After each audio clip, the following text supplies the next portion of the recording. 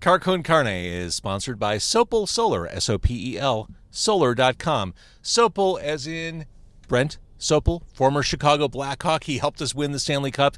He is going to help you win cost certainty for the first time ever. Get those panels on your roof. Right now as I'm recording, it's like 75 degrees in Chicago. It's freakishly warm for the end of October, but soon enough, it's going to be cold out. It's going to be snowy. It's going to be miserable. And you're not going to want to put panels on your roof at that point. Get them on now. No money out of pocket. Start saving the second they're installed. Take advantage of the tax credits that exist at the local and federal levels. Find out more. Get a consultation at sopelsolar.com. And I'm James Van Osdol in front of Haymarket Pub and Brewery, 737 West Randolph in Chicago. I've done a bunch of episodes here at Haymarket through the years. Lots of reasons. First and foremost, the food's awesome. Also, the beer's awesome, but I can't drink that while I'm recording Car Con Carne. I love the vibe. I love the proximity to everything. It's West Loop, Randolph, and Halstead. Very easy to get to after work, which is what I did. I came straight from work, hence the blazer and button down. When I got ready for work this morning, I thought, well, maybe I should bring a change of clothes. My guest tonight said that he would be dressing casual. But based on who he was, I kind of thought, well, maybe casual to him is different from what casual is to me. It's not. I'm overdressed. So between now and when I do the interview, I need to change out of the blazer and the button down, and I'll be asking my friends at Haymarket for a T-shirt, some swag that I can change into. I guess it works out for everybody. It works out for Haymarket for sure.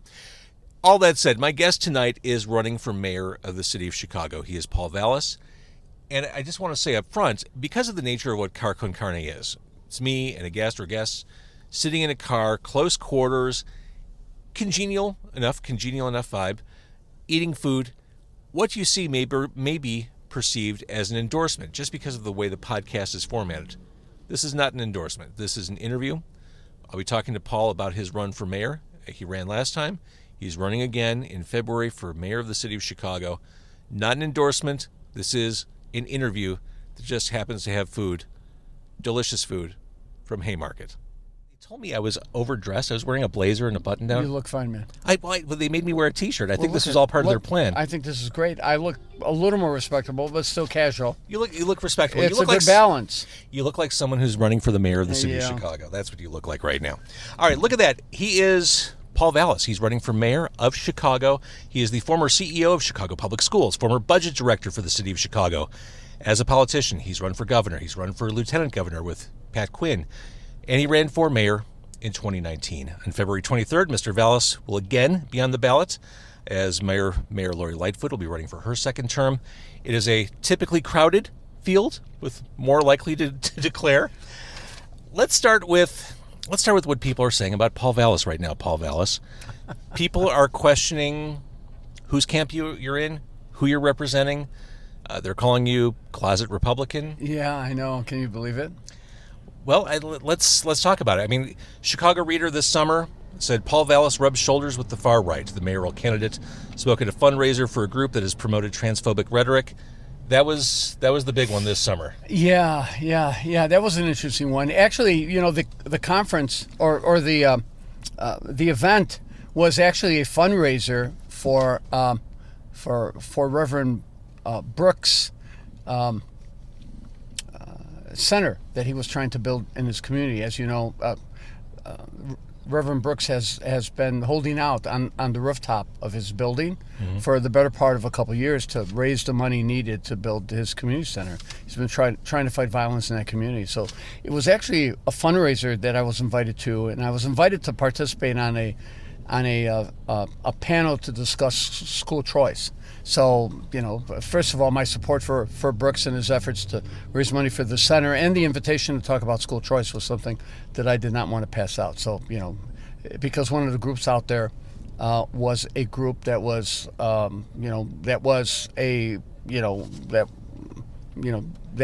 demonized LGBTQ advocates in the community. I kind of it was like guilt by association.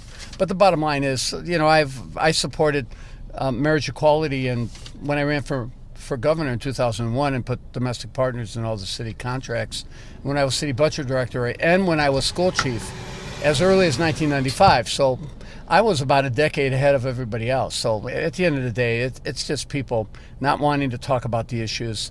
There are some conservative groups that support this idea that poor children should have the right to receive public support to go to parochial and private schools if their school is failing and if their school is more dangerous. And it's like guilt by association, because there are some conservative groups, and perhaps conservative groups that you might not want to be affiliated with because of their rhetoric. Somehow that demonizes the school choice issue. So look for those people who want to criticize advocates for what I think is the unfinished business of the American Civil Rights Movement, and that's the right for families to decide what school is best for their children. Look for them to continue to try to divert attention by claiming that advocates for school choice are somehow anti-LGBTQ. All the evidence to the contrary. All right, I want to stay on the closet Republican track, but first, pizza. All right. Gentlemen, Thank you. 2 pizzas? Are you kidding me? delicious Haymarket pizza. We've got a 4-cheese blend right here. And then 4-cheese we blend? also Does that work have for you? Great, yeah, that's fine. one with pepperoni Oh my as well God, here. These look are at that. Detroit-style pies.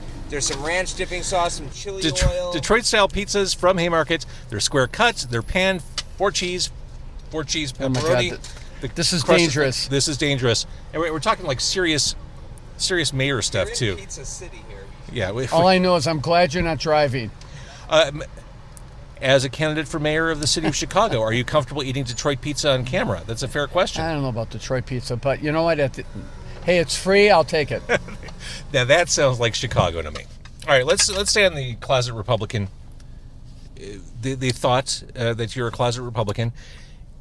Most recently, you took a pretty hefty donation from a well-known GOP donor. Yeah, who incidentally also gave money to three Democratic mayors, including Mayor Daley and Rahm Emanuel, and I think he also gave money to Bill Daley when he ran.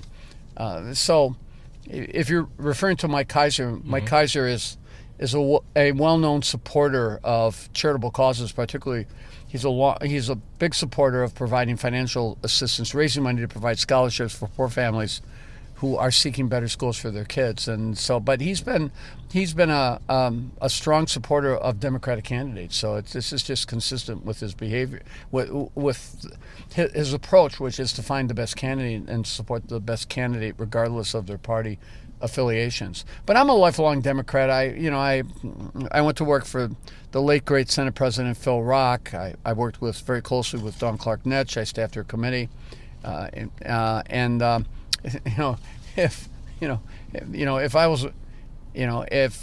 Dawn, no one ever accused Dawn of being a Republican. Believe me, she was. As you know, I mean, I think I was marching in the.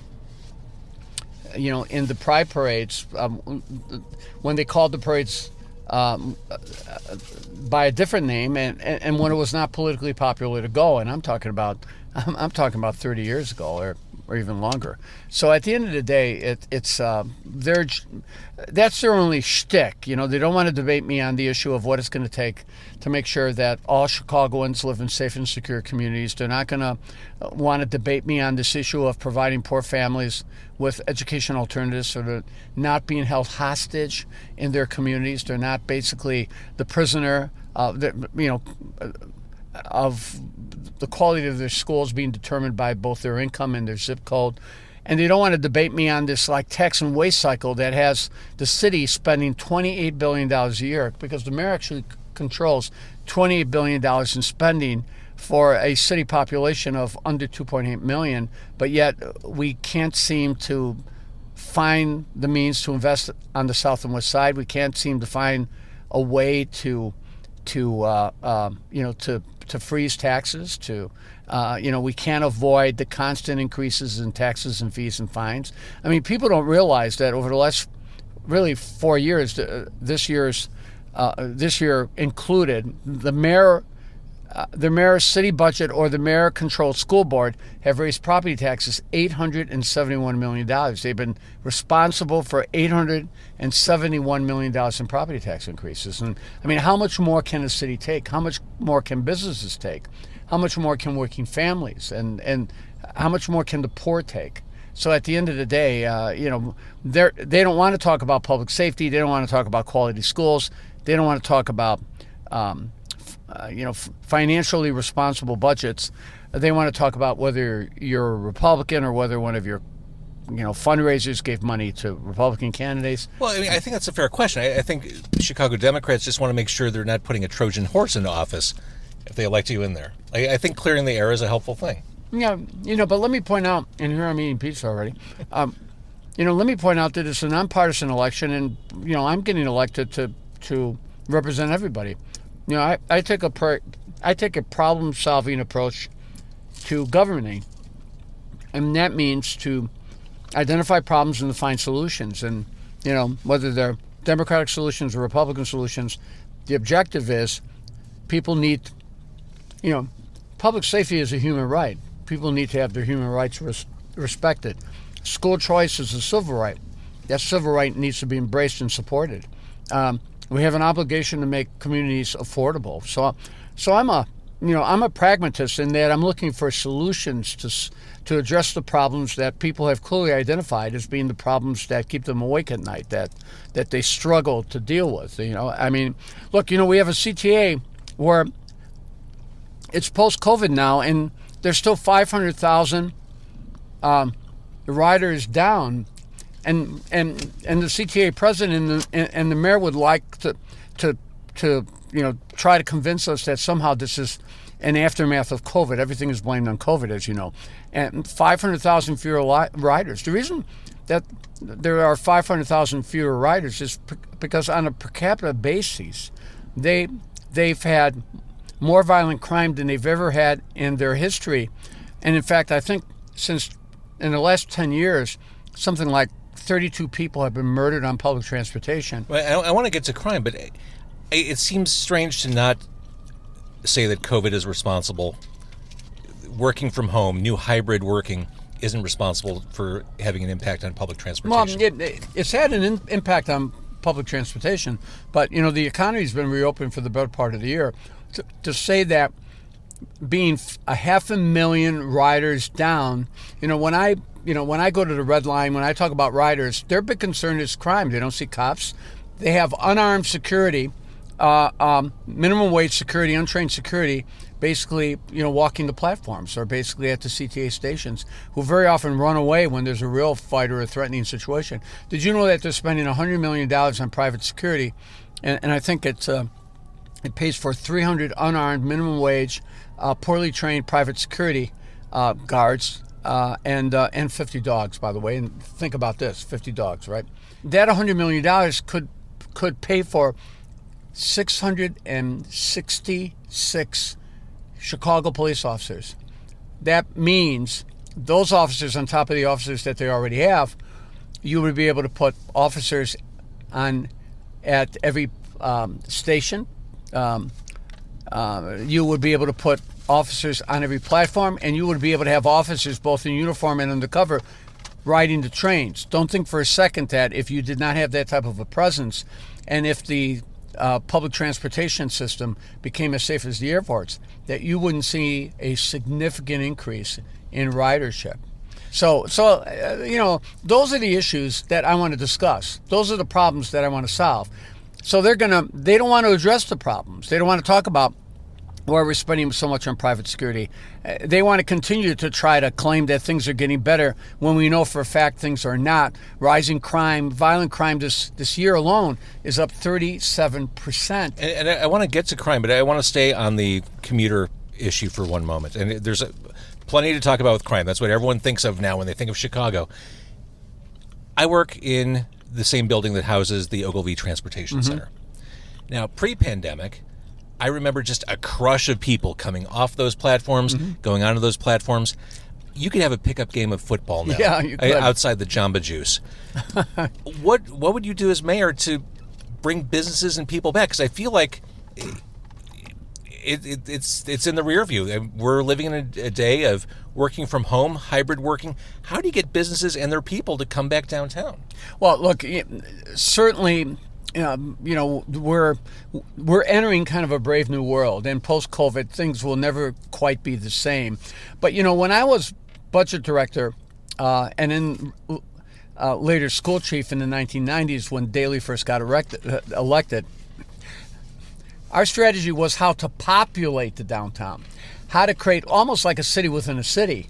I mean, all these factors, Fulton Mark. I mean, you look at the downtown area. I mean, the downtown population was a fraction for what it was. So it wasn't only about making sure that you had a thriving and secure and dynamic downtown, but that you also basically populated downtown, so people were living and working and entertaining themselves and in the downtown year round, and that was our approach. But what's happened, and I think it's been primarily due to crime, is that it has it's doubled down on the negative impact caused by COVID, and it's delayed the return to people, to visitors.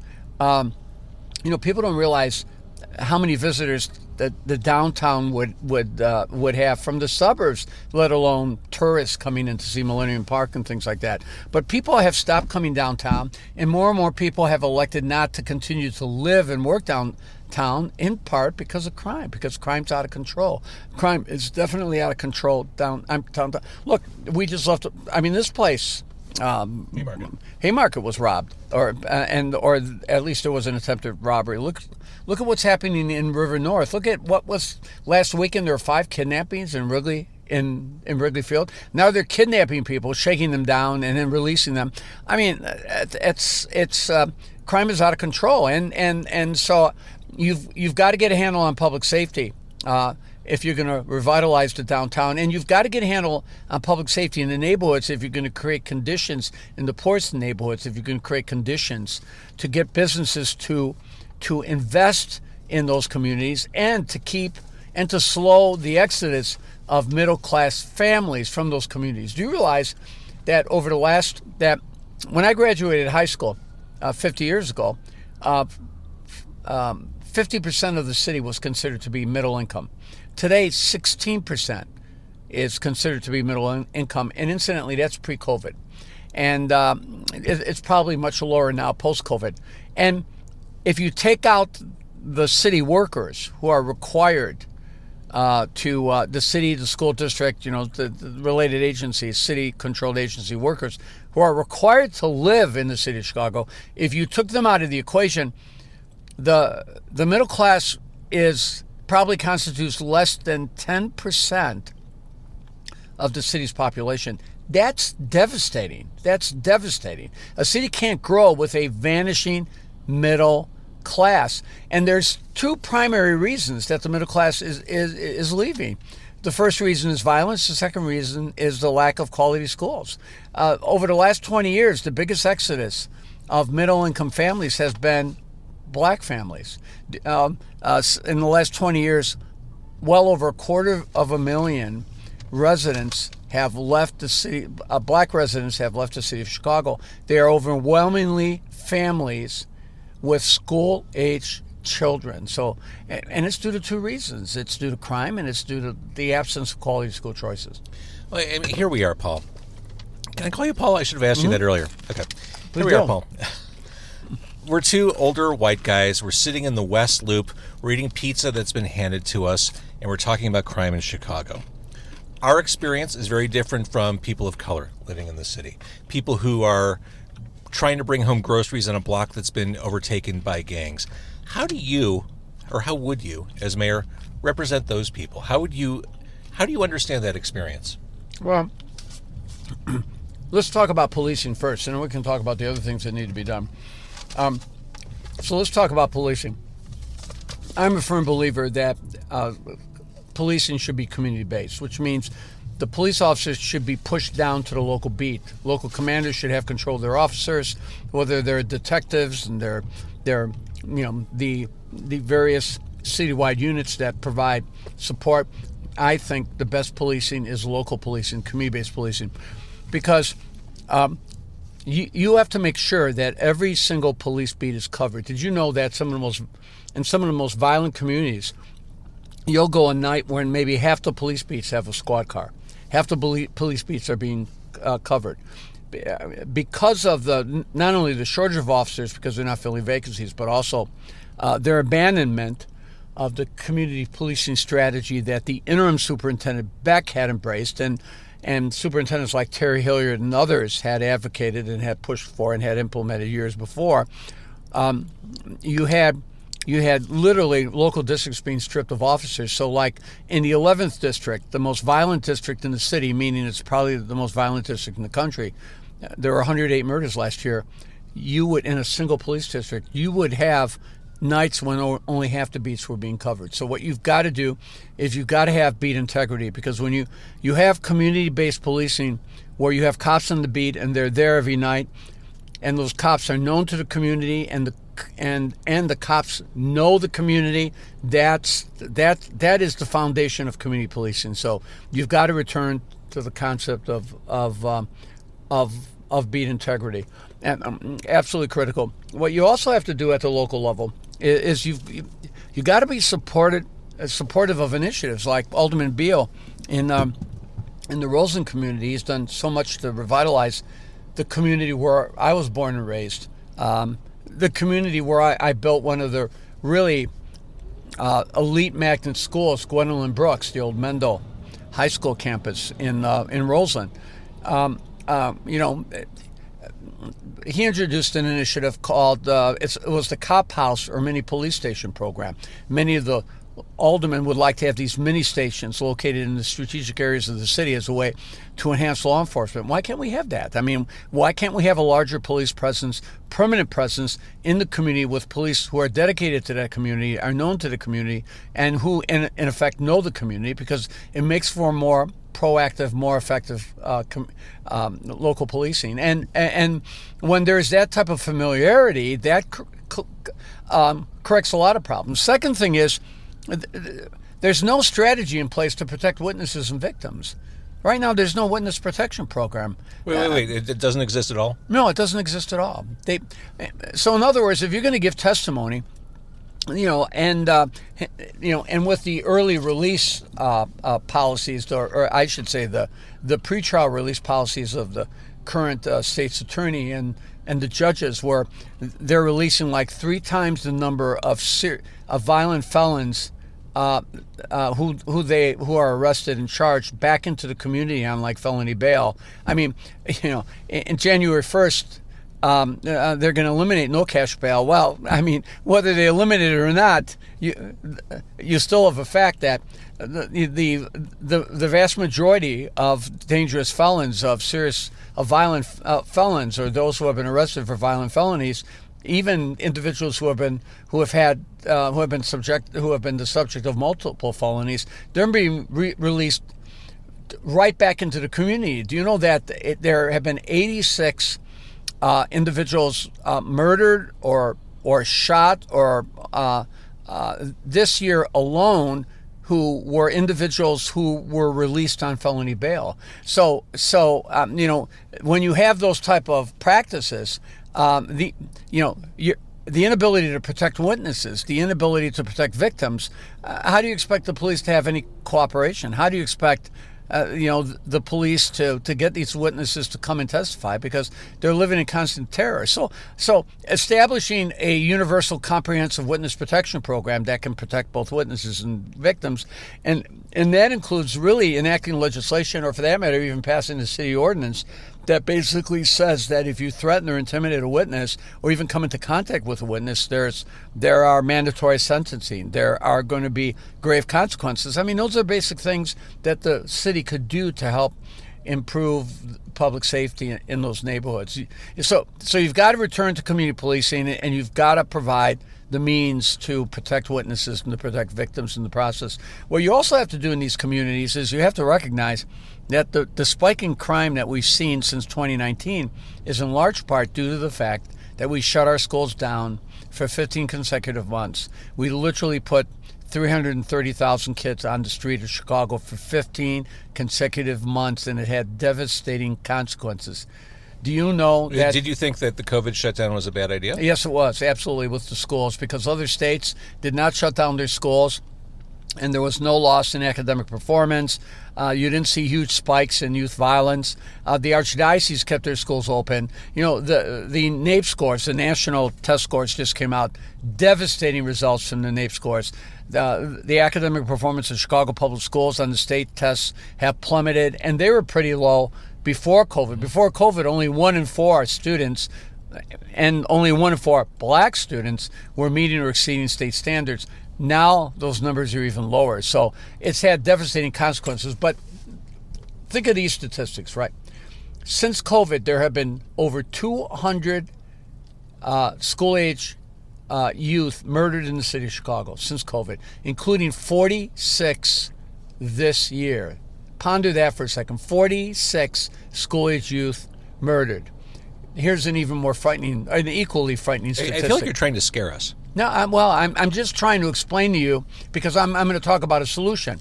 I'm trying to identify the problem.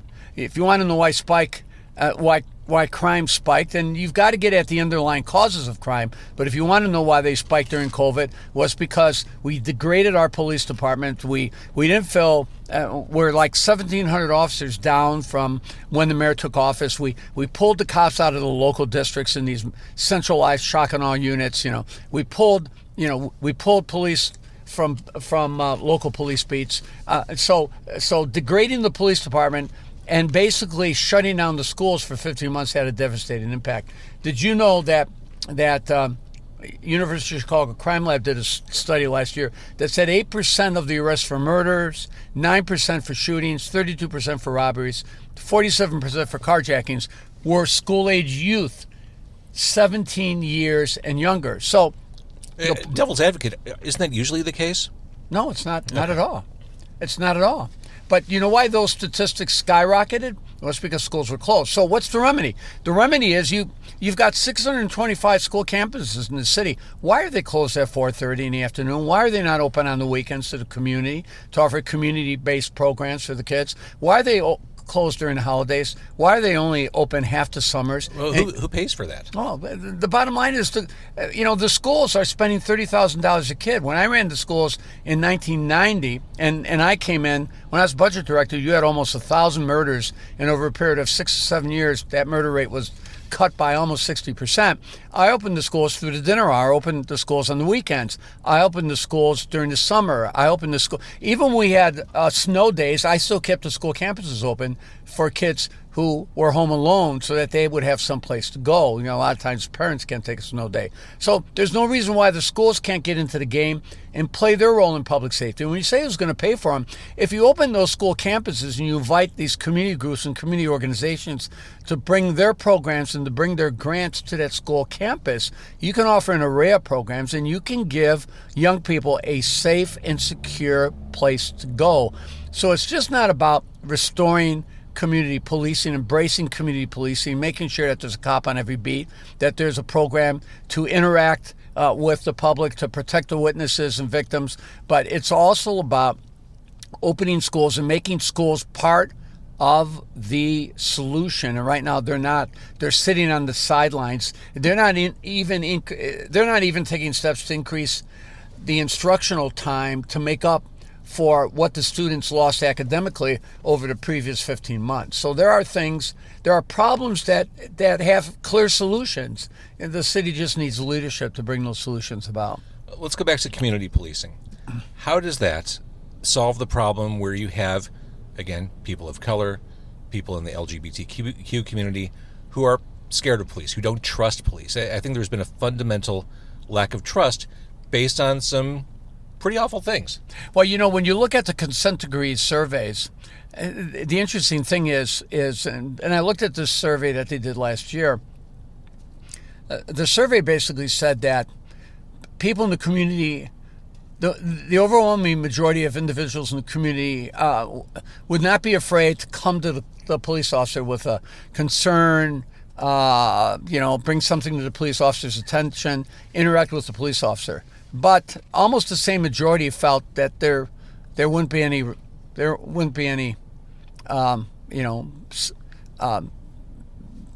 benefit from that, because in essence, the community, it was less about the community being afraid of the police than the community being afraid that the police can't protect them.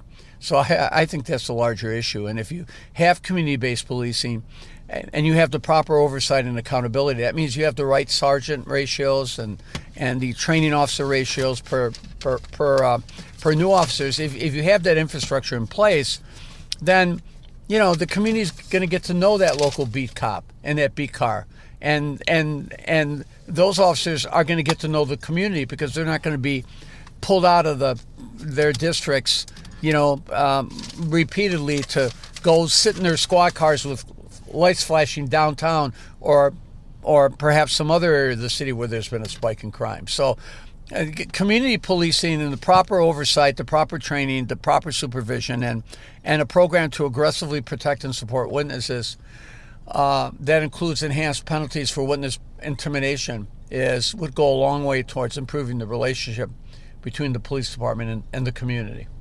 So I was on a work trip last month. I was flying back from California, and I was sitting in a row next to a couple, probably, I'm guessing, between 55, 65 years old. And they were reading the In-Flight magazine, and they were reading it out loud, which was kind of annoying because I didn't have my headphones on. That's not the point. The wife was reading an article on the best tourist cities in America, or North America, and Chicago was on the list. And she said, Chicago, I bet the writer hasn't even been to Chicago recently. I think that person would be very surprised by what he sees. I came to learn later they're from Long Grove, and I think they'd be surprised if they actually set foot in Chicago. But how do you talked about community policing for addressing the issue of crime. How do you fight that perception? How do you let businesses, people around the world know, hey, Chicago isn't the land of Al Capone and gangbangers? Well, if you can permit me to swallow for a second. I'm trying to eat quickly because the problem with recording at Haymarket, I don't have a big enough car to hold all this stuff. You did this. You put this pizza on my lap here. I did. This is temptation. This is your mayoral challenge right here. I just asked you for a cup of coffee, not a whole pizza. And how can I resist? Look, you can change things right away. Trust me. I mean, things have gotten significantly worse in the last 4 years. They weren't having these discussions 4 years ago, 5 years ago. So at the end of the day, they can get better just as fast as they got worse. I mean, clearly COVID did have an impact, but in many ways we made things far worse by the way we responded to COVID.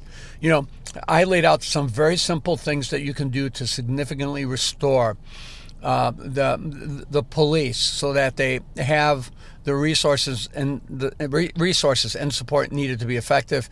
And I laid out a real simple approach to getting the schools involved in the process too, because and that's what I did in Chicago in the 90s when I took responsibility for rebuilding schools in New Orleans, and I faced a student population that had been out of school for almost 2 years.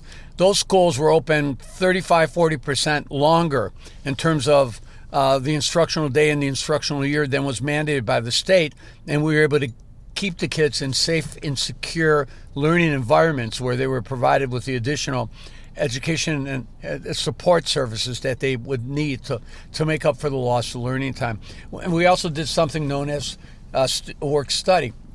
So we actually created work study opportunities for high school kids. I mean, when I become mayor, I'm going to do universal work study. I'm going to get every city agency and every city department and every contractor who has a contract with the city, or for that matter, it's developers who are subsidized by the cities, and then incentivize businesses to create work study jobs for the kids. And then what I'm going to use is I'm going to use some of that $1 billion in COVID money that has not been spent or committed yet, and I'm also going to use money by cannibalizing some of the irrelevant electives and courses that are offered by the schools, so that work study can be paid work study. So I can get thousands of high school students engaged in a work environment, surrounded by working men and women. I mean, wouldn't it be great if the kids, while they were also going to high school, were also in work study jobs that would introduce them to the work world, surround them with the best role models in the community. That's working men and women, and also putting a few bucks in their pocket. I mean, that would make a difference, and all those things can be done. There are no financial obstacles to doing these things. It's simply a question of priority. It's how you prioritize and allocating your money in the ways that can have the greatest impact. Staying on the police for one more moment. Watchdogs will tell you that there's not enough transparency coming from CPD. Do you agree with that? There's not transparency coming from the mayor's office, because CPD is as transparent as the mayor wants them to be. When I become mayor, CPD will be 100% transparent. We're talking tracking the use of force. They're not, you have the University of Chicago Crime Lab. You have a lot of entities that working cooperatively with the police department have more than enough capacity and ability to basically track, to monitor the police. The consent decree oversight. It's City Hall. It's City Hall that doesn't release all the police statistics. It's City Hall that manipulates the police statistics. No greater example of that than the homicide rate. I mean, what City Hall tells you is that they have a record clearance. They're clearing a record number of homicide cases without telling you that they're counting all the cases they cleared, even cases that might be 6, 7, 8 years old, and then they're taking that number and they're applying that number against the number of murders committed in this year, the single year, so they can claim that they're clearing 60% of the cases. So they're misleading the public. And then they also go out and include in cleared cases where, because of a lack of witness or for whatever reason, the state's attorney elected not to prosecute. So they're not giving you numbers about arrests being made. They're giving you numbers of cases being effectively closed, even those where arrests were not made. In fact, this year, 50% of the closed cases did not result in arrest. So this is City Hall manipulating the data, because the mayor has like a stranglehold control over City Hall. What I would do with the police department is, now that they passed the ordinance creating the civilian oversight of the police department, so you have that civilian oversight entity, I would take COPA, existing COPA, civilian board, and the police board, and the and BIA and the other oversight entities, and I would consolidate them into a single entity that would be staffed by professionals, that would have police representation, but also would be governed by an ordinance that would require full transparency. And I would have that entity partner with other organizations out there to ensure that there was actual transparency. So the bottom line is, these problems emanate from this imperial mayor, and it didn't start with Lightfoot. I mean, she just is continuing a long tradition of the imperial mayor, where they have a stranglehold on information. They don't give enough information to the city council, to make informed decisions about the budget. We have those legendary cases like the parking meter deal or the Skyway deal, where the city council didn't have information. Anyone from the area almost they all has know to about laugh. that one. Whether it's Mexfield, the parking meters. Because the mayor's office, it's like imperial Rome with a dysfunctional Roman Senate, and so at the end of the day, I mean, all the bad decisions that have adversely impacted the school, so probably over the last 50 years, have been the product of executive decisions made by the mayor's office and not ever being seriously challenged by the city council. Let's talk a little bit about previous mayors. I mean, I remember, in the 90s, when Daley was running things, the conventional wisdom was, yeah, he's probably crooked, but he's our crook. That was always the kind of the attitude of the Chicago voter. And with that, I'll ask you, how much corruption exists in City Hall? Well, look, I've never had an issue. I've never been called before a grand jury. I've never had like an expose or investigative story when it comes to the agencies that I've run, because I had certain standards that I adhere to. Let's just say that you don't have to have corruption in the city hall. You know, people say that there's ingrained corruption. There's corruption when you let it happen. You need an executive that's going to set high standards. You know, I mean, we ran the schools without controversy. I was city budget director without controversy. I then went on to become superintendent of schools in Philadelphia when the state took over those schools. And then I rebuilt an entire school system in New Orleans after Katrina, and yet we never had any controversies. We never had any investigations. We never had the feds knocking on our door. So, you know, you set a standard by the people you bring in, but you also set a standard by creating an environment in which you have 100% transparency, and that's what you need. You know, there's enough ordinances on the books, and there's the infrastructure is in place to make sure that you have proper transparency. The problem is the mayor has veto power because, for example, the mayor can handcuff the inspector general. You saw what she did with Joe Ferguson, you know, after 10 years, kind of literally forcing him out because she claimed she believes in term limits, and that was her excuse about threatening not to extend him. And it was because he was, you know, he was aggressive about doing his investigations. She is still sitting on reports that he did about the Anjanette Young controversy, or for that matter, the Hill Coal, you know, the smokestack that they exploded, that they imploded, that sent environmental contamination throughout the little village community. I mean, that Inspector General's report has yet to be released. So really, the tone is set by the mayor. But what I will do when I'm mayor is I will move to strengthen accountability through ordinances and perhaps even through a city charter. The city really doesn't have a constitution. It needs to have a constitution. It needs to have a city charter. That's what that sounds like a huge lift, getting that off the ground. Yeah, but that's a lift that could be a 3 or 4 year lift. But what I will do is I will, for example, you know, I'll move by ordinance to make the Inspector General truly independent of the mayor's office, and to get rid of the ordinance that in effect allows the law department to screen and to sign off the mayor's law department on what the Inspector General reports. You know, I'll by ordinance create a truly independent budget office, city council budget office, with the power and the authority and the resources to really provide independent analyses.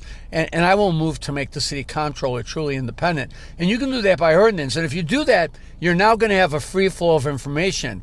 You're now going to have much greater transparency. And with transparency comes accountability. And you're now going to equip the city council to more closely evaluate and assess what the mayor's proposing and what the city departments are doing, something that they do not have the capacity to do now. The key for the next mayor is to be willing to, almost to a certain extent, you know, create a mechanism, you know, so that he, in the case of myself, so I can be held accountable. So there's people with the information to monitor me and to give second opinions or to opine on the budget or to critique department programs, that there's truly independence. Now, eventually, trying to enact that or trying to create a city charter to institutionalize that will go a long way towards infusing in the city the type of a structure in place that would assure that there was much more honest government and much greater accountability. Eventually, a city charter can cement that. But I will move to do that by executive order and by ordinance because I'm not afraid to do that. One of the reasons that I was successful in New Orleans is I radically decentralized the system because I wanted 97% of the money minus, school construction. I wanted that money to not, to be controlled by the central office. I wanted that money to flow to the schools, so the vast majority of the money would find its way into the classrooms. So the schools spent that additional money on a longer school day, a longer school year, and providing more academic support and other supportive services to students and their families. That's why the district led the state in enrollment for 7 consecutive years. So those are the things that I will do when I'm mayor. All right, so the election is February 23rd. Last time around, you came in 9th. This time around, Lori Lightfoot is the incumbent, and as I mentioned, it's a crowded field. It's always like a battle royal. I mean, you've got a lot of people. What's different this time, Paul? Well, what's different is the issues. 4 years ago, the election was about corruption, and Lori, being a former federal prosecutor, she stood out, and although if you talk to Joe Ferguson, the former Inspector General, and others, they think that she is probably the most that she's even more secretive than and less transparent than Rahm Emanuel and Mayor Daley. So now it's about crime. And now it's about the devastating damage done by the schools being closed for 15 months. And now it's about the fact that property taxes over the last 4 years have risen $876 million. I mean, so it's crime, and then it's schools, and then it's basically affordability. So I believe that residents are going to be looking for somebody who has the skills and the track record to tackle those 3 issues. Also, let me point out that last time there were like 14 of us in the race, and I think I raised $1 million because there were so many different candidates. You had Bill Daley in the race. You had a number of very prominent, big-time heavy hitters who kind of consumed a lot of the funding, a lot of campaign financial support. I've already raised twice the amount of money I had last year, and within the next 60 days, I'll double that amount. So I have the money and the resources to basically, I think, prevail. And I believe that I have the solutions to address the issue of making sure that every community is safe, making sure that all parents, regardless of their income or zip code, have quality schools. And I certainly have the skills to get this budget in order so we can stop the never-ending tax and waste cycle that has characterized our budgets. All right, I'm going to ask you the easiest question of the night, Paul Vallas. Okay. What do you love about Chicago? It's diversity. It's neighborhoods. Chicago's. Chicago is almost in many ways a microcosm of the world, and its neighborhoods are its strength because they have their own identity. It's that cultural diversity. It's the city of neighborhoods, and I think that's what I like most about Chicago. I also think it's a city of unlimited potential. With global warming and the challenges that we face, our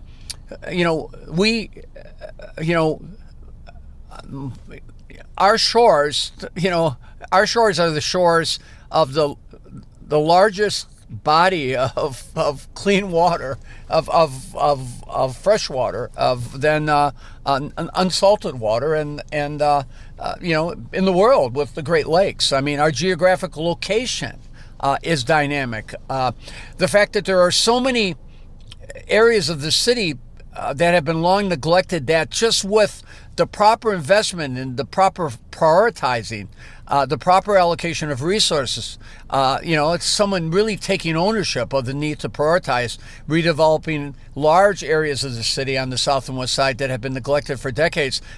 There's the potential there for significant growth, significant economic growth, significant growth in the city's population, significant growth, restoring and then growth of the city's middle class.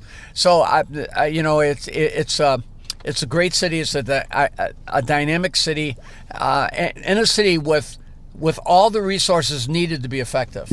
This is a city. The mayor controls $28 billion a year in probably the most perfectly geographically located city in the country, if not the world, surrounded by fresh water.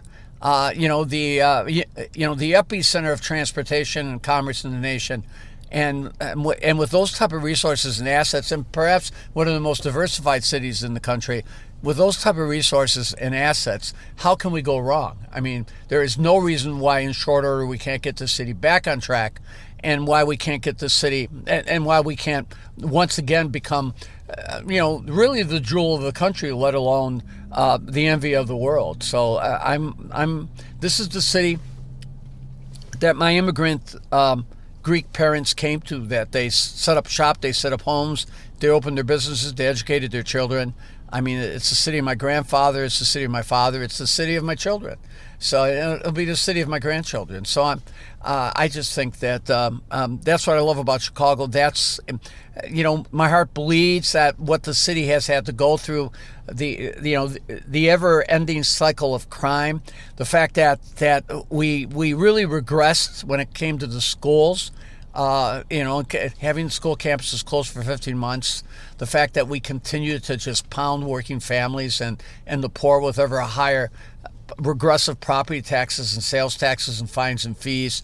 I mean, it's really depressing to see those things happen, but those things can easily be reversed, and that's why I'm running for mayor. There it is. Paul Vallas, thank you for eating pizza and talking to me. It's kind of like a reality show. We're going to make you talk about your positions in the city, but you've got to eat a really crunchy focaccia crust pizza as you do it. I think you passed that test. You're able to do both at the same time. How about you? What's yours? I had to move it. I had it awkwardly sitting on my lap. I didn't know what to do. And so next time you eat pizza, you need to pledge to have some kind of tavern-style party cut. That's the real Chicago pizza, isn't it? I love pizza, period. I do too. Even bad pizza, I'll eat it. Eat it all. And let's face it. Except frozen pizza, I won't eat frozen pizza. My wife loves frozen pizza because when she was a police officer, her shifts, and of course she works at TSA. So, I mean, she has like the weirdest shifts. Mm-hmm. So she's always eating on the fly. So she's always pulling out a frozen pizza. But she's a genetic marvel, so it doesn't seem to have affected her. But there are so many different pizzas in Chicago. I, though, am a deep dish pizza guy. Okay. The type where you can, like, 2 pieces and you can't have any more. Well, says you. No. But I'm a crust guy. I love crust. I love great crust. So this is really good crust here. So anyway, but thank you. Thank you for dinner. That's the important question of the night. That's when voters are heading to the polls. How does Paul Vallas like his pizza? That's what they're going to be asking themselves. Deep dish. But thick crust. The sausage and cheese. That's it. Don't mess around with anything else. That's my favorite pizza. All right. Thank you, Mr. Vallas. My pleasure.